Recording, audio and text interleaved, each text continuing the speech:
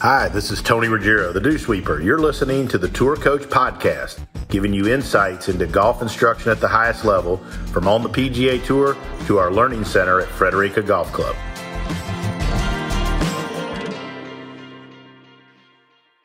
So, guys, thanks for sitting in. I know it's been crazy trying to coordinate this edition here of the Tour Coach, but I couldn't think of two better people to have on than Dr. Greg Cartin and Mac Barnhardt.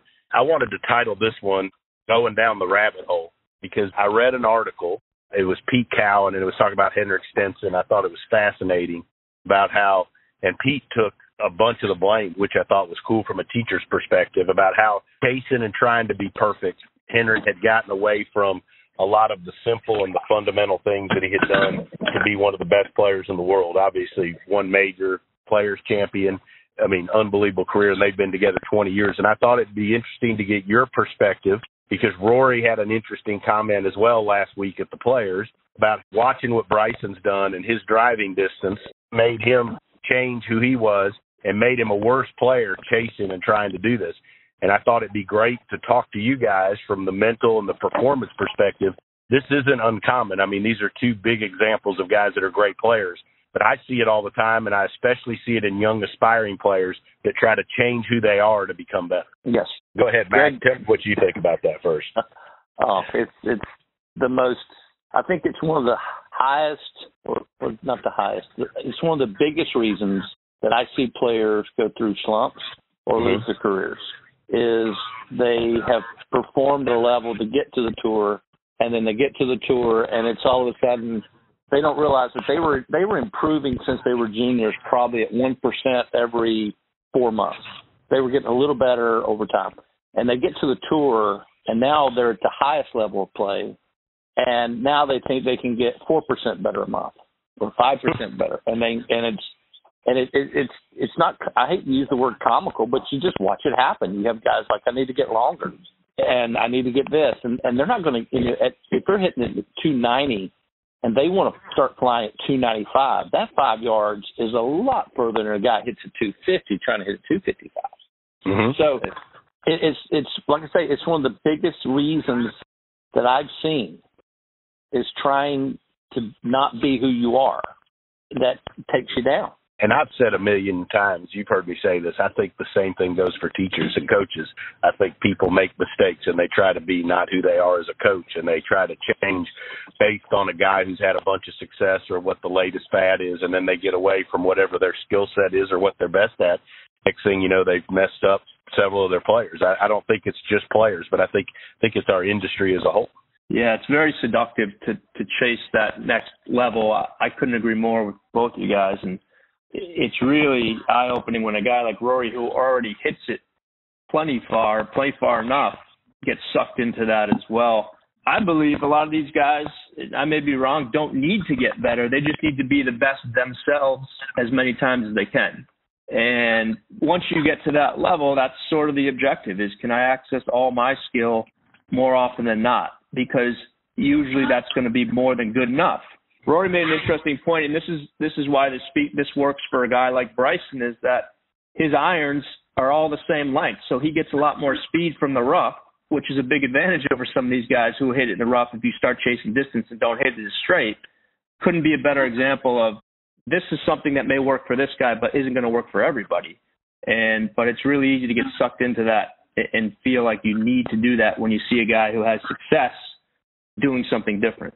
And, Mac, I'm going to ask you this question, and I'm not denying how great a player Bryson is, but we're dealing with also a small sample size of events since he's done this. And since then, he's also lost some weight again. He's back losing weight a little bit. I don't know that we know long term, to change what you're doing, like Rory, if you're one of the best players in the world, it's not like Bryson went and won 8 majors in a row, right? He didn't have any success at Augusta. So it does, I think that a lot of this is just very much an overreaction firsthand. Well, the news media helps that. It's the Bryson show. Bryson wins like most people win when they putt and chip so well. Right. Which is what he did as well.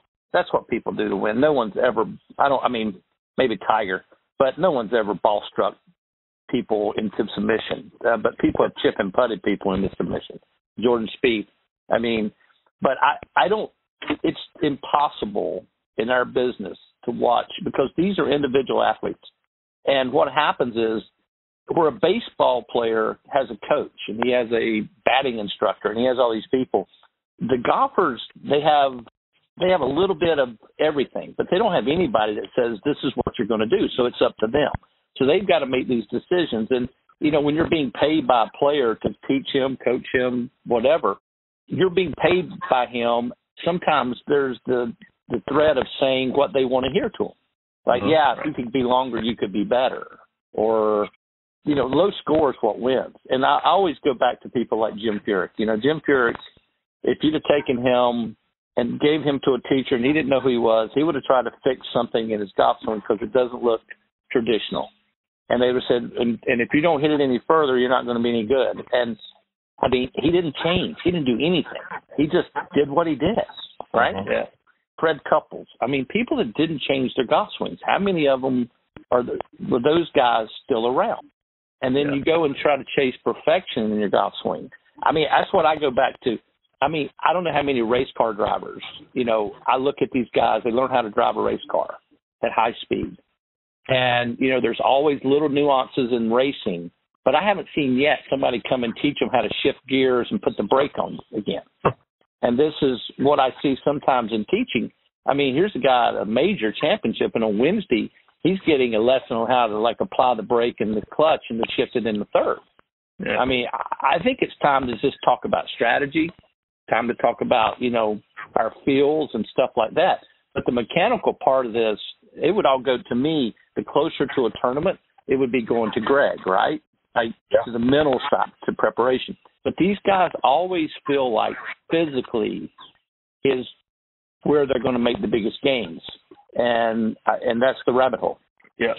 Yeah. That's exactly right. Do you feel like, Max and Tony, like a lot of guys don't think long term? They think, what can I do for myself right now? And these are these quick fixes that maybe I can put something into play right now versus developing a plan for long-term development. And they get away from that. And it causes so much destruction to a golf swing to make these changes constantly, all the time. It's really hard to watch. I see it. And I mean, I think, Mac, I'd like your opinion on this, but like, especially the young players, when they come out and when they get to the PGA Tour or they get on the Korn Ferry, there's so much pressure right then to play good enough that if they're not playing well, they're so open to anybody throwing a suggestion out there that they think might help them have one good week and change their life. And I mean, I'm sure as long as you've been around, Mac, like there probably is somebody one time got a tip and they won, but that doesn't happen very often. And the guys, in my opinion, that have the best plan and have the best idea and understanding of what they do and they need to do to be great are the ones that over the long term have the most success. Yeah, I was in this business before when they were sort of at the start of sports psychology, when Dr. Rotella kind of showed up, and before trainers. So I saw when golfers only had one thing to do, and it was as an instructor. And I don't remember, you know, until Butch came along and really got famous for being Tiger's instructor. I mean, he was already Greg Norman's instructor. You didn't see teachers. I mean, David Ledbetter was famous or, you know, somewhat famous on TV, but instructors were just all over the place. There's Randy Smith down in Texas. You know, there's some, you know, was Dick Carmen. I mean, there were incredible instructors, but you just didn't know about them because it wasn't their job to be known. Their job was just to teach golfers, and they went and played their game. This has all become kind of a culture that, you know, it's almost like they've created a team. In other words, they've got this team, but is anybody really directing where they're heading versus, you know, most of the time, like I say, you know, you'll hear it to death with me. If I see somebody that goes into a slump, they're not playing well, I don't look physically. I look mentally. What's going on in their life? Are they getting divorced? Did they have a baby? Did they have a second baby? Did they start a foundation? What's drawing their attention away from playing golf? I mean, I look at Rory. You know, he's got a family now. I mean, that's a distraction. It's a great distraction, but it's a distraction. Rory, I don't know this, has changed golf balls, changed shafts in his clubs. Rory now is on the PGA Tour policy board. These are all distractions. So I would look at, when a guy's play starts going down a little bit, I don't ever look at the golf swing. Yeah. not first. I go to Greg and go, Greg, where's the distractions coming to keep this guy from doing his job? That's right. And the issue at the highest level, and this applies to everybody, is that the identity of being a golfer, people assume that they're immune from the other stuff that normal human beings experience, and they don't address some of that stuff, and it can cause problems. And then they look at the golf swing as the answer, and then you have the troubles. Oh yeah, I mean, and I think that I think like y'all's pit, but I think that the distractions cause you to not play well, and then or something happens to cause you not play well, but generally it's a distraction, or sometimes it's just damn golf that it's hard and you're not going to play well all the time.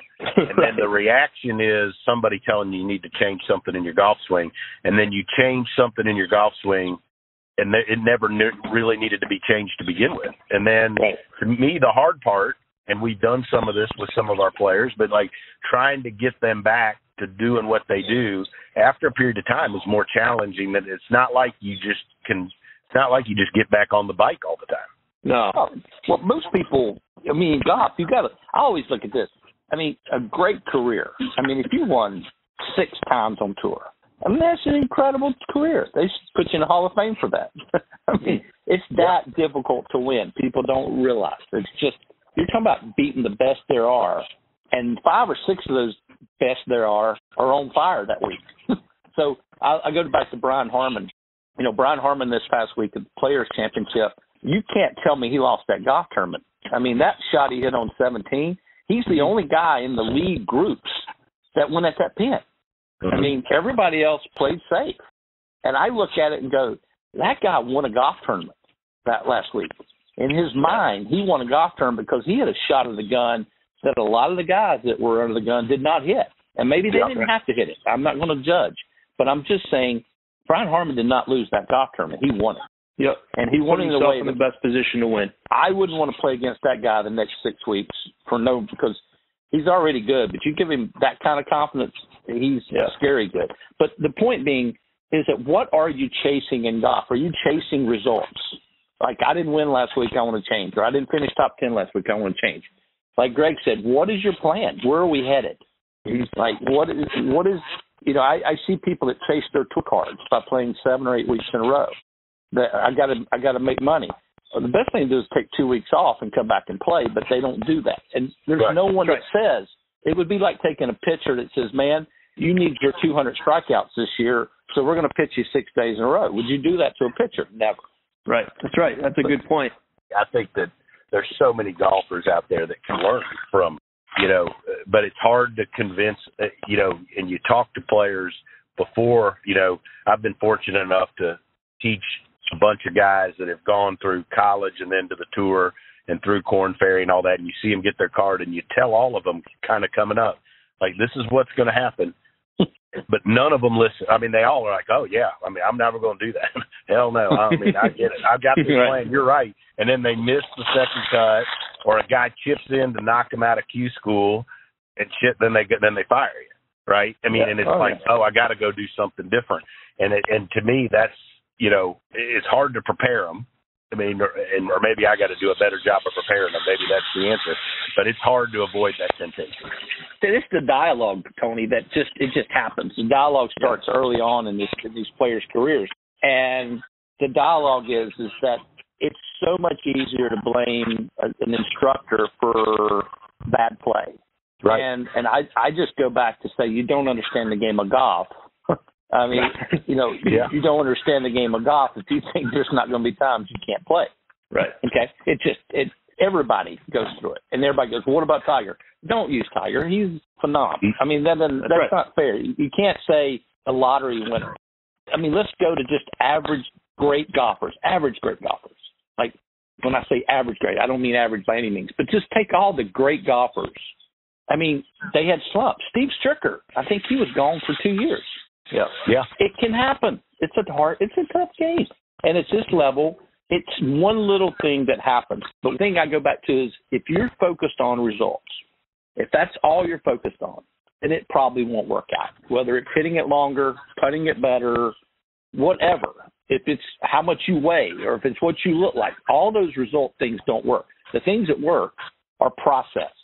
They go through the same process. It never changes. Never changes. And those are the guys. Brett Couples, golf swing never changed. He took his back is so bad. I can't tell you how many times he would like not play for 4 or 5, 6 weeks. That was his process. I'll wait till my back's better. I'll come back and play. Never changed his deal. He had a great career. Jim Furyk did his deal. I mean, Chad Campbell. Jack Johnson. Look at the guys that never changed what they did or how they did it. Especially as guys, you're talking about the very best. How few of those where they make a big change in coach and teacher, how many of those work out? I mean, Tiger, we call him a phenom. He's one of the only ones I can think of as where a guy was great, changed total philosophies and swing, and still was great. I mean, there aren't many of those success stories. And he started this whole trend of everyone, even kids, thinking, oh, Tiger's so good and he's still trying to get better by making all these changes, so I can do that too. Can't you try to get better? But I mean, and your goal be to get better, but not be changing what you do. I mean, there's ways to improve and get better without changing who you are. That's right. That was the distinction, I think. Yeah, you're right. He made changes, so it looked like the changes allowed him to get better. Right. Well, Tiger, I dare say, and again, there's always that. I've said it over and over again. I've never noticed anyone to change instructors after they got to a certain level to where they got better.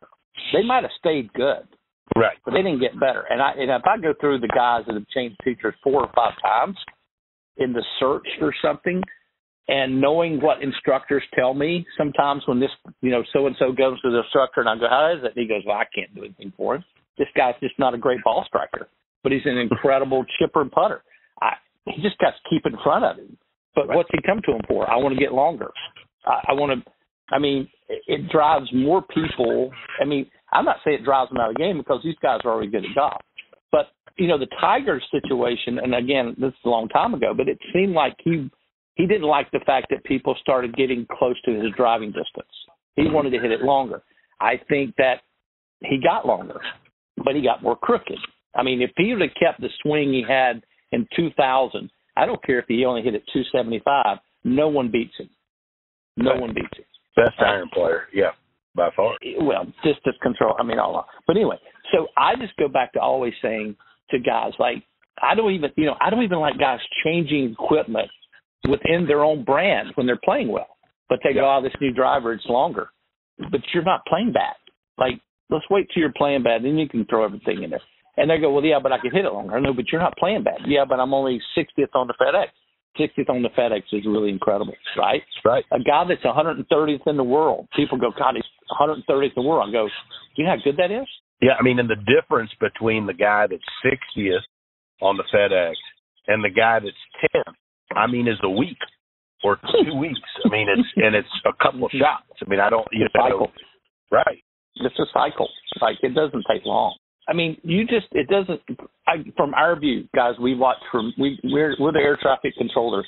We see it all. Like, we see all the planes, what altitude they are. We see all this stuff. It's so much easier for us because we've seen it so long. I can just tell you, here are the problems, and they never change. Yep. They never change. And you see people change equipment for money. I don't think Major League Baseball allows baseball players to receive money to play a certain bat. That may not be true, but I hear that's true. But you see guys chasing the latest fad. Mm-hmm. I see it with teachers. I see a teacher all of a sudden has got a student playing really well, and this guy's book fills up, and tour players are just rushing over there to see, what have you got? Mm-hmm. Yeah, that's right. Right? Like going, whoa. Yeah, it happens a lot. Though. And there's the placebo effect sometimes. A guy go get somebody else, and the guy goes, instead of doing this, do this. They go out, they have one of their best putting weeks, and they finish 5th, and they go, see, this guy's the guy. And then the teacher certainly has it on Instagram, I'm the guy. And now another player says, I'm going over there. Yeah. And I'm not being mean. Look, you guys, everybody's got to kind of promote. My favorite is the guys that put up on the Instagram, like, every time their guy plays good, and it's like, -7, way to go, blah, blah, blah. But when the guy misses 3 cuts, you're not putting up there, hey, I sucked this week. I couldn't get the guy to make a cut. Well, look, that was the Butch effect when Butch was teaching Tiger. and people would go, Butch never said anything about himself. And I'm like, he didn't have to. Tiger would say, yeah, this week Butchie and I really worked on this, and Butchie and I did that. And, man, it makes you money. I mean, it's a financial gain. And so if the player's not saying that, then the instructor, I mean, this is all business. We know it, right? But I always go back to this. And look, all you Tony, and there's great guys out there, and I trust them all. And none of this is like a negative. As long as you're being honest to the guy that comes to see you, as long as you tell him, look, because I've had guys in my business be with other managers and come to me going, I don't like my guy, and he's not doing this for me, and he's not doing that. And I've had to say, man, look, I think your guy's a great guy. I think he's doing it as much as he can for you. I mean, when a player comes to a new teacher, it's not because they're playing great, it's because they're playing bad. But if the teacher says, man, I think you're playing bad because you're not putting well, instead of coming here and taking my golf swing apart and let me figure it out, just being honest with them and saying, is this really what's happening with you? Yeah. And that to me is where the instructor has to, just not take everybody. Like, man, I don't think I can do anything you're not already doing. Yeah. I told the tour player a week ago, like, I think the plan you have, the guy you're working with, what's best for you. I don't think that what I do is the best fit. Like, I think you're better to stay with who you've had your whole life. I mean, I'm not going to be any better I'm not going to be able to help the guy if it's not a good fit, and they got to fit into the whole way that I act and the program and the things I like to do, or I don't think it works. Well, I mean, that takes a lot. I mean, we've all had to turn down financial opportunities because in the long run it wasn't going to work, right? Yeah. But again, I think until the dialogue changes and this is going to sound like I'm just beating everybody up. Me too. I mean, it's on all of us. But until the dialogue changes, that you see club companies come out with a new club and they immediately start putting it in players' hands. Yep. I mean, there's an incentive. Let's get this new club in players' hands. We've got to sell clubs. It's all a business. We understand that. And then when an instructor is having a hard time with the player and letting him go down the rabbit hole, changing shafts or finding more ball speed, I still believe the game should be taught from 2 foot from the hole and backwards. I've never seen anybody test the ball for chipping prowess. Man, what's the ball around the greens that chips the best? And then it's always how long the ball will go and how little it spins. And then these trackmans that go out on the golf course and show you your launch and they show you your spin, but that's not the same person that's going to be standing on the 4th hole at Players Championship on Sunday. What was the spin on DeChambeau's ball in the water, and what was the spin on Lee Westwood's ball in the water? I mean, that's golf. That's pressure. I mean, all that other stuff. But, I mean, you think DeChambeau or Lee Westwood's going to change their golf swing because one of them kind of hit a shank top and one of them hit a big block right? Because they're playing good. But if you'd have taken the same guy that had been missing the cut that hit those shots, he's got to find a teacher to fix that. Yeah.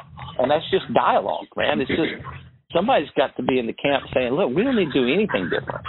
Yeah, that's a tough one. Greg, to kind of wrap this up, you mentioned early in the pod, you've got to be able to access or tap into your good more often, right? I mean, that's really what you're trying to do instead of changing who you are.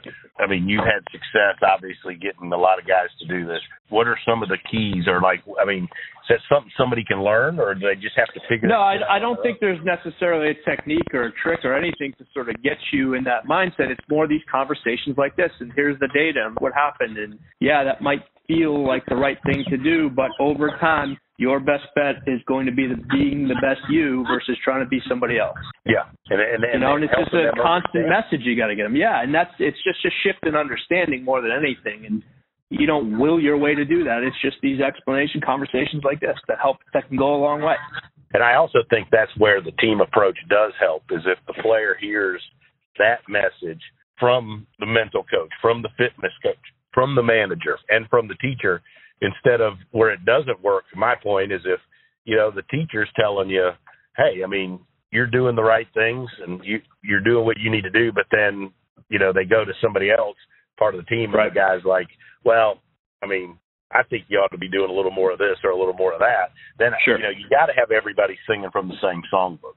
That's right. I like that. Yeah, I have a good one every now and then, Greg. That is a good one. All right, Matt, Greg, this was awesome. I thought it was real timely with both the comments from Rory last week, and then, I read that article, with Pete Cowan and talking about Stinson. And, those are two guys that have won majors, and they're such great players, and they're really smart and good dudes. So if it can happen to you at that level, it happens at every level. And I see it more and more. I guess I'm lucky now. More and more young folks will want to come and they want to work. But you see it more and more, and nobody seems to be immune from it. Yeah. Hey, I agree. You know what? The old rule never ends. Chicks dig the long ball, and people want to hit it far. Nobody ever goes to say, "Man, have you seen how good this guy chips and putts?" No, how far he can hit it, and it's manlyhood sometimes involved in this. And you see it. You see it with everybody. Yep. But I think as the dialogue changes, like you said, Tony, we see the long-term effects of these things. Mm-hmm. What breaks down first? But usually what breaks down has got nothing to do with anything physical. That's why Greg's on here, right? Yep. I'm biased, but I agree. Well, and I think that's my job as a coach, is to help players change and to help us change the dialogue so that when we have somebody we've worked with that we care about, let's face it, and you guys know me, the guys that I work with, they're like my kids or my uncles or my brothers or whatever, and you care about them and you love them, and I think that's why it works at times. But, part of our job is to change the dialogues so that they can have more long-term success because they have a better understanding of who they are as a person and as a player, and they don't overreact every time they play bad for a month. Agreed. No, a month. Shoot. Yeah. Well, you can go for, I don't know that you're never going to find people. These guys got to where they are by trying to get better, right? This is what they tried to do their whole lives, is get better. And so the natural progression in their minds is to continue to get better. And I think they have to understand that they're now in a position that they don't have to really get better in the sense of mechanicals and stuff. They have to get better at playing professional golf. And that's a difference than that you see. Is professional golf is not amateur golf. It's not how pretty it looks. It's what you shoot.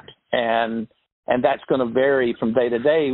You see guys that are really not great putters, and they all of a sudden hit it bad, and they will all of a sudden have a great putting day because they're not going to fail, right? And then you see a guy hit 18 greens, and then he complains of how bad he putted.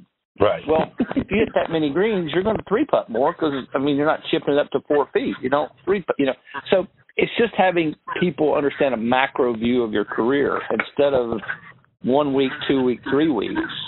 And sometimes you can play pretty well and miss a cut. That's right. All the Golf's time. hard. Yep, and that's a good way. The only regret about this podcast is I couldn't figure a way to do it late enough we could have a drink while doing it. Well, speak for yourself. That's why we like Dr. Greg. Guys, Absolutely. I appreciate it always. You guys sitting and also being part of the team and being such a big influence and help for me. And I'll look forward. We'll do this again soon. For sure. Thanks, guys. Love it. Right. Thanks, Dr. Greg. See you guys. Thank you.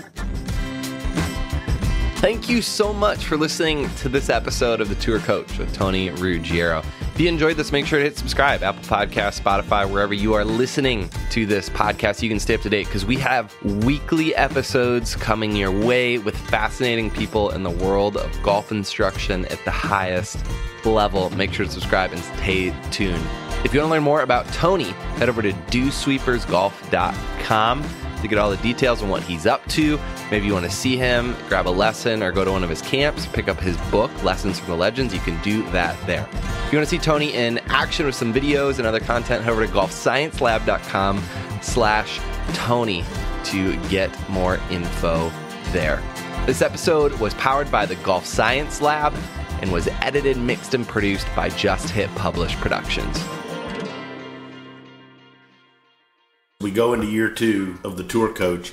It wouldn't be possible without the support of all our sponsors. And I've had some great ones. And one of the things that I'm most proud of in my career and in my business is the fact that all of my relationships here and all these sponsorships have been long-time, long-withstanding relationships, haven't jumped from sponsor to sponsor and manufacturer to manufacturer. And I've always prided ourselves in special relationships and when people work together, support each other, and we've all put out great products for the benefits of everybody else. So I want to give a special thanks to these folks that have been with me for such a long time, and that would be the folks at Srixon, Cleveland Golf, and Zexio. Couldn't ask for a better manufacturer to be aligned with. And not only do they put out great product and great support, but they're first-class people, and they believe in what we're doing here on the Tour Coach and with the Dew Sweepers, and also Vineyard Vines. Ian, Shep, TJ, and all the folks at Vineyard Vines. It's hard to keep me looking good, but they do a fantastic job. And they're like family. They support everything on the Dew Sweepers, and we're so proud to be affiliated with and support the folks at Vineyard Vines. So if you're out there, you're listening to the Tour Coach, please support our sponsors, Srixon, Cleveland Golf, Zexio, as well as Vineyard Vines, and keep listening and keep enjoying hanging out with us here on the Tour Coach.